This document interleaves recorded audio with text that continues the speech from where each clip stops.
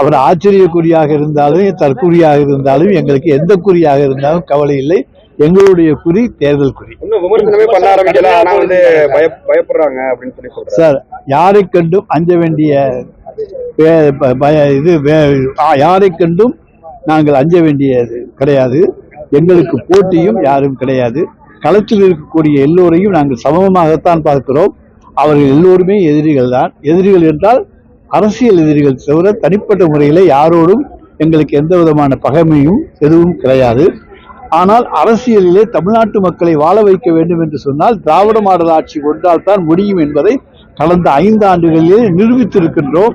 நாங்கள் சொன்னதை செய்திருக்கின்றோம், செய்வதைத்தான் சொல்லியிருக்கின்றோம். நாங்கள் பொய்யான வாக்குறுதிகள் கொடுப்பது கிடையாது. எனவே இன்றைக்கு பலர் ஏமாற்று வேலைகளை செய்யலாம், ஆனால் எந்த ஏமாற்று வேலையும் தமிழக மக்கள் மத்தியிலே எடுபடாது. பாஜக கொள்கை எதிரியே, திமுக வந்து அரசியல் எதிரி அப்படின்னு சொல்றாரு.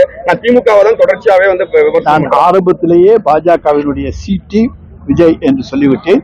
எனவே தமாக என்பது பாஜகவினுடைய சிடி.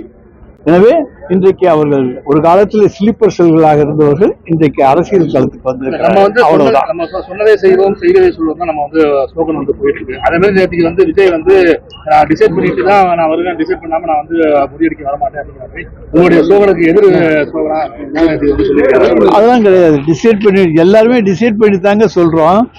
நாங்க யாருமே டிசைட் பண்ணாம எப்படி சொல்ல முடியும்? தேர்தல் அறிக்கை என்பது பலர் கூட்டாக விவாதித்து தருவதுதான் தேர்தல் அறிக்கை. எனவே டிஸ்கஸ் செய்துவிட்டு தான் நாங்களும் தந்திருக்கின்றோம் எல்லா அறிக்கைகளையும்.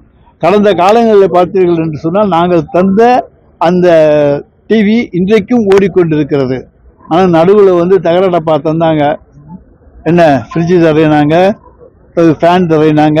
அதெல்லாம் காயலாங்கடையில் கூட எடுத்துக்க மாட்டேங்குது சொல்கிற அளவுக்கு நிலைமையை உருவாக்கி இருக்கிறார்கள். நாங்கள் வந்து தரமான பொருட்களை தருகிற தரமான ஆட்சி தளபதியின் ஆட்சி.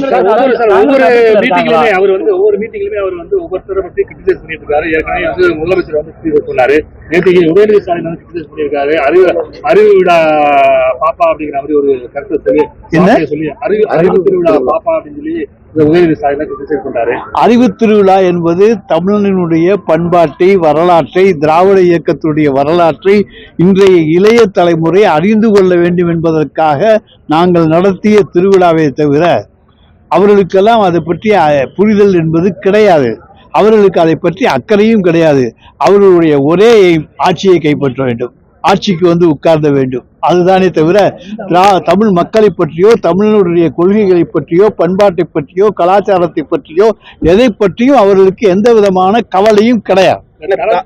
தரக்குறைவான வார்த்தைகளை தொடர்ந்து பண்ணிட்டு இருக்காரு. அது எதிர்வினை வந்து திமுக அவர் வந்து ஒரு பொருட்டாவே நினைக்காம வந்து போயிட்டு இருக்காங்க. அவர் தரக்குறைவாக பேசிக்கொண்டு தன்னை தானே தரம் தாழ்த்தி கொண்டிருக்கிறார் மக்கள் மத்தியில. அதுக்கு நாங்க ஏன் எதிர்வினை ஆற்ற வேண்டும்? எந்த தாக்கத்தையும் யாராலும் ஏற்படுத்த முடியும். காங்கிரஸ் அடுப்பில் இருக்காங்களா? விஜயோட போற மாதிரி இருக்காங்களா? காங்கிரஸ்ல இருந்து எங்களோடு பேசுவதற்கு ஒரு பேச்சுவார்த்தை குழு நியமித்திருக்கிறார்கள். அதற்கு பிறகு இந்த கேள்வி தேவையில்லாத ஒரு கேள்வி. நீங்க வேணா சிண்டு மூட்டுகிற வேலையை செய்தாலும் அது எங்கேயும் எடுபடாது. தந்தி டிவியின் சப்ஸ்கிரைபர்ஸ் அண்ட் ஃபாலோவர்ஸ் குடும்பத்துல நீங்களும் இணையுங்க.